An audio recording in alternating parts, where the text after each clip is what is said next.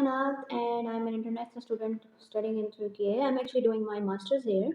So today I will only talk about the things that have shocked me in Turkey as living as an international student. I know there are many people who have made the same video, but they're not talking about as an international student, or either they only talk about the basics that you already know about the tea and stuff. So I will talk more and deeper about this. You don't come to university to just study. Yeah, as a international student or just being a student in a Turkey is like you are in university but having a social life. You're not like spending your all day in classes. Yeah, you just spend 1 or 2 hours in your classes and that's it. You're spending a lot of your time in the big universities because they're really huge and you're just like socializing here. And like the thing is that there are a lot of international students from Europe, from Asia. So you're like just socializing with them and going out and eating like within the university because university is huge here. So yeah, but the thing is that you really need to socialize here a lot because they also preferize it, and there are a lot of concerts and a lot of events that you will have to join. That if you are a student in Istanbul or like in a big city like Ankara, Antalya, or like Izmir, there will be a traffic chaos. Like really big traffic will be in the Turkey.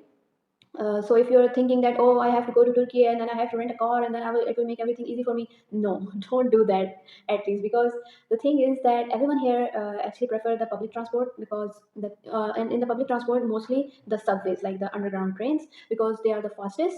And I don't know about if citizens are getting their rights or not, but the cats and dogs, they are everywhere. Like in some cities there are only cats and in some cities there are only dogs. Like right now I'm in Izmir, and like this city is like a lot of dogs in Izmir. And if when I go to Istanbul and I see cats everywhere, and it's not just that they are just there, everyone treat them like, and they give them food and they have their own rights. You cannot move them or like shift them to another place, or like you cannot shush them, you cannot treat badly to them because they are also the citizen of Turkey or where they live of that specific place.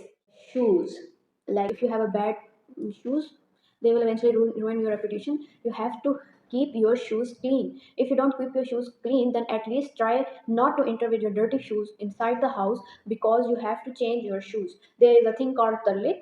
You wear turlik everywhere. Like this turlik is actually just like a slipper, so you have to make sure that if you are entering in your home, if you're entering in your dorm, if you're entering in someone else house, then try to wear turlik.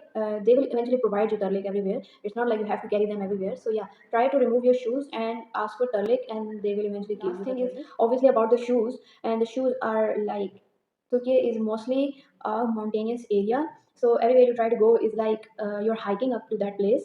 It's not like you're straight up inclining to the some places, but yeah, there are many slopes and many hiking kind of a way. So yeah, you have to keep your heels. This is actually for the girls.